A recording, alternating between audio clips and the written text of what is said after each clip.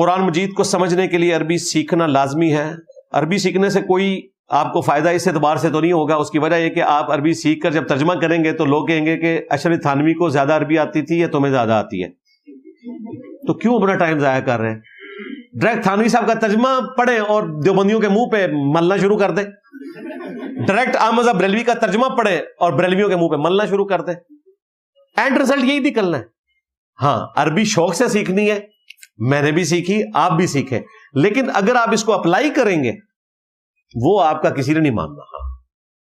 وہ تو اپنے مولویوں کے عربی ماننے کے لیے تیار نہیں ہے جب تک کہ وہ بڑوں کے مطابق نہ کریں. ہمارے استاد غلام سعود سعیدی صاحب نے صرف ایک جگہ پہ اعلی حضرت کے ترجمے سے اختلاف کیا, 1,500 صفحوں کی کتاب ان کے خلاف آ گئی, اور وہ اختلاف بالکل صحیح کیا تھا. انا فتحنا لک فتحا مبینا, سورہ